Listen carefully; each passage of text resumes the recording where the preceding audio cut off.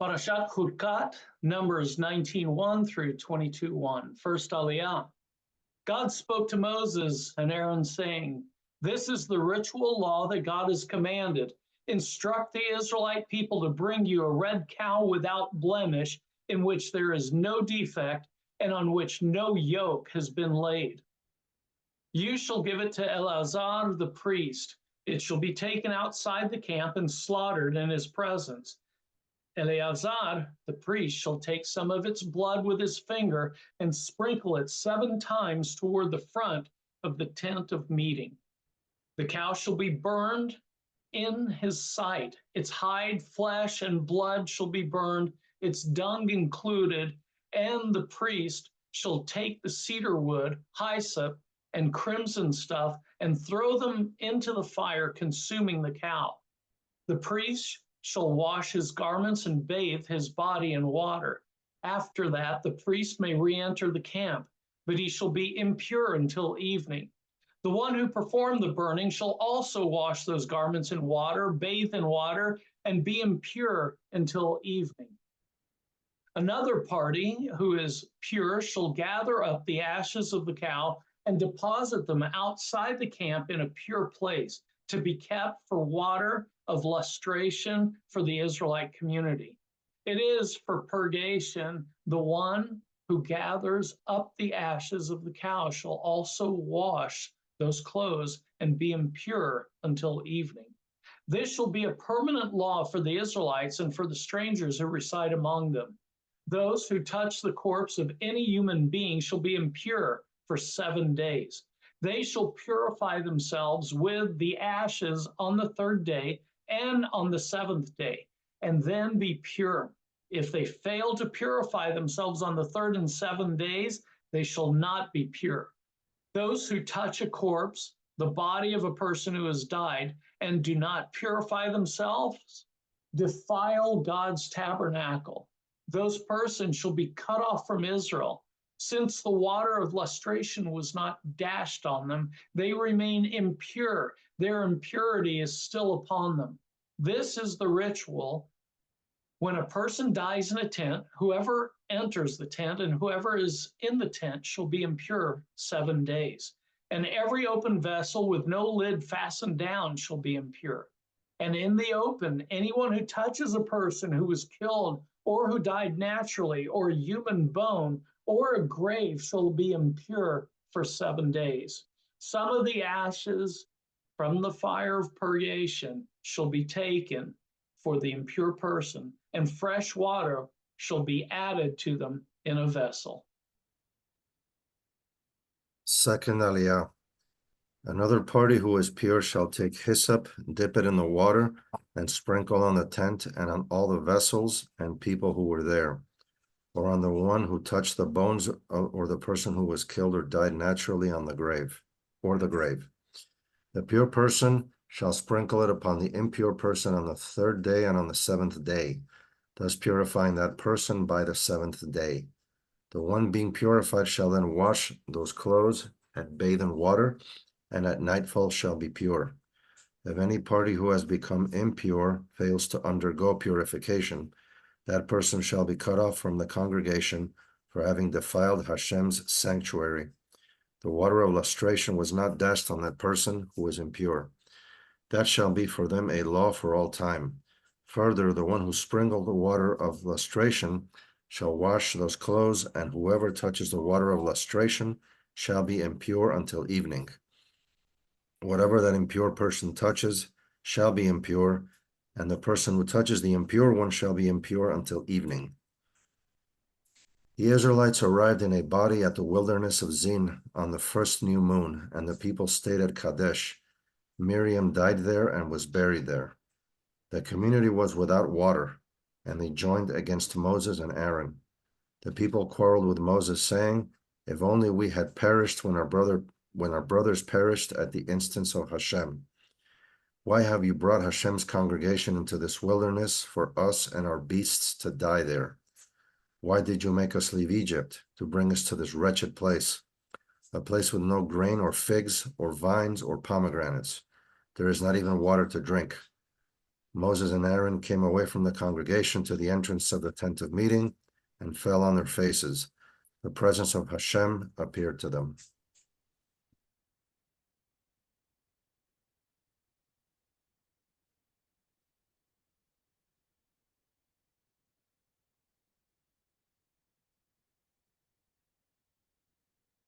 Unmute. Third Aliyah. And Hashem spoke to Moses, saying, "You and your brother Aaron take the rod and assemble the community, and before their very eyes order the rock to yield its water. Thus you shall produce water for them from the rock and provide drink for the congregation and their beasts." Moses took the rod from before God as he had been commanded. Moses and Aaron assembled the congregation in front of the rock, and he said to them, "Listen, you rebels, shall we get water for you out of this rock?" And Moses raised his hand and struck the rock twice with his rod. Out came copious water, and the community and their beasts drank. But God said to Moses and Aaron, "Because you did not trust me enough to affirm my sanctity in the sight of the Israelite people, therefore you shall not lead this congregation into the land that I have given them.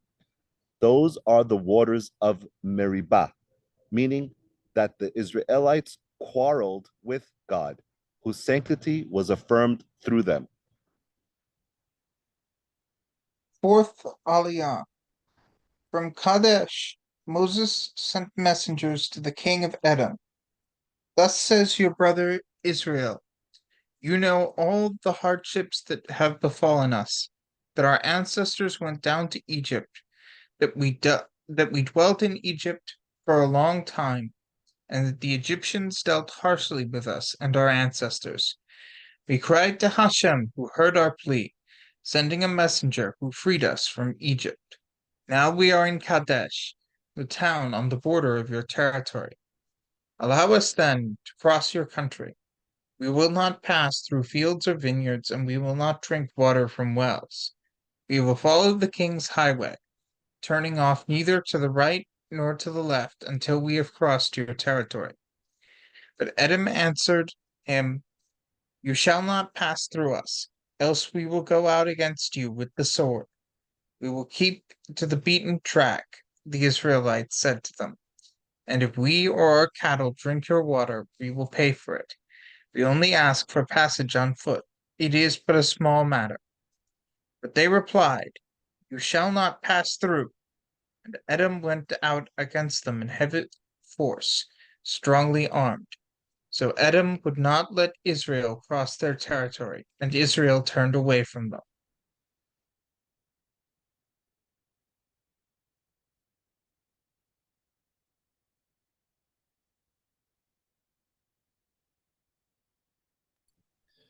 Fifth Aliyah. Setting out from Kadesh, the Israelites arrived in a body at Mount Hor. At Mount Hor, on the boundary of the land of Edom, Hashem said to Moses and Aaron, "Let Aaron be gathered to his kin.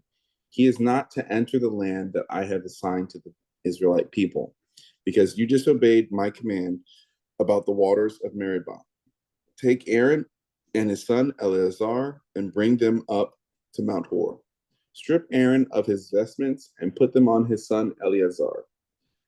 There Aaron shall be gathered unto the dead." Moses did as Hashem had commanded. They ascended Mount Hor in the sight of the whole community. Moses stripped Aaron of his vestments and put them on his son Eleazar, and Aaron died there on the summit of the mountain. When Moses and Eleazar came down from the mountain, the whole community knew that Aaron had breathed his last. All the house of Israel bewailed Aaron 30 days.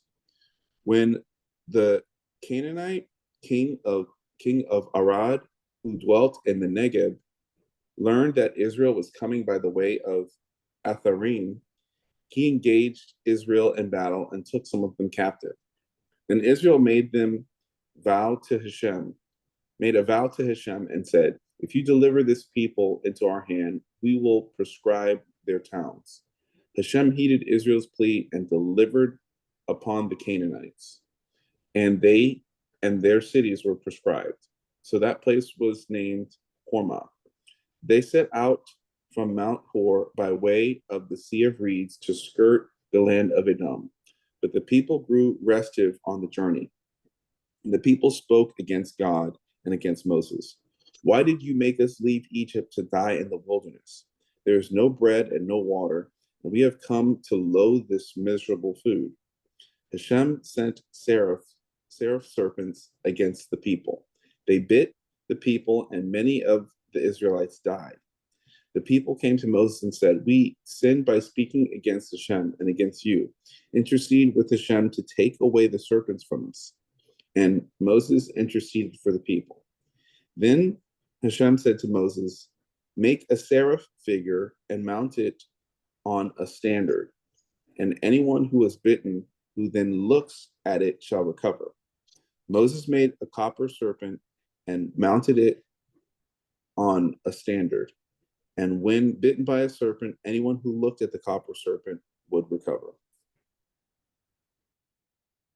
Sixth Aliyah. The Israelites marched on and encamped at Oboth. They set out from Oboth and encamped at Lai Abarim in the wilderness bordering the Moab to the east. From there, they set out and encamped at the Wadi Zered. From there, they set out and encamped beyond the Arnon, that is, in the wilderness that extends from the territories of the Amorites. For the Arnon is the boundary of Moab, between Moab and the Amorites. Therefore, the book of wars of God speaks of Waheb and Suphah and the Wadis, the Arnon, with its tributary wadis stretched along the settled country of Ar, hugging the territory of Moab, and from there to Beer, which is the well where God said to Moses, assemble the people that I may give them water. Then Israel sang this song, spring up, O well, sing to it, the well which the chieftains dug, which the nobles of the people started with maces, with their own staffs, and from Midbar to Matana, and from Matana to Nahiliel, and from Nahiliel to Bamot, and from Bamot to the valley that is in the country of Moab, at the peak of Pisgah, overlooking the wasteland. Seventh Aliyah. Israel now sent messengers to Sihon, the king of the Amorites, saying, let me pass through your country. We will not turn off into fields or vineyards, and we will not drink water from wells. We will follow the king's highway until we have crossed your territory. But Sihon would not let Israel pass through his territory. Sihon gathered all his troops and went out against Israel in the wilderness. He came to Jahaz and engaged Israel in battle. But Israel put them to the sword and took possession of their land from the Arnon to the Yabok, as far as Az of the Ammonites, for Az marked the boundary of the Ammonites. Israel took all those towns, and Israel settled in all the towns of the Amorites, in Heshbon and all its dependencies. Now Heshbon was the city of Sihon, the king of the Amorites, who had fought against the former king of Moab and taken all his land from him as far as the Arnon. Therefore the bards would recite, come to Heshbon, firmly built and well-founded is Sihon's city. For fire went forth from Heshbon, flame from Sihon's city, consuming Ar of Moab. The lords of Bamot by the Arnon, woe to you, Moab, O Moab. You are undone, O people of Chemosh. His sons are rendered fugitive and his daughters captive by an Amorite king, Sihon. Yet we have cast him down utterly, Heshbon, along with Dibon. We have wrought desolation at Nophah, which is hard by Medeba. So Israel occupied the land of the Amorites. Then Moses sent to spy out Yazer, and they captured its dependencies and dispossessed the Amorites who were there. They marched on and went up the road to Bashan, and King Og of Bashan with all his troops came out to Edrei to engage them in battle. But Hashem said to Moses, do not fear him, for I give him and all his troops and his land into your hand. You shall do to him as you did to Sihon, king of the Amorites, who dwelt in Heshbon. They defeated him and his sons and all his troops, until no remnant was left of him, and they took possession of his country. The Israelites then marched on and encamped in the steppes of Moab, across the Jordan from Jericho.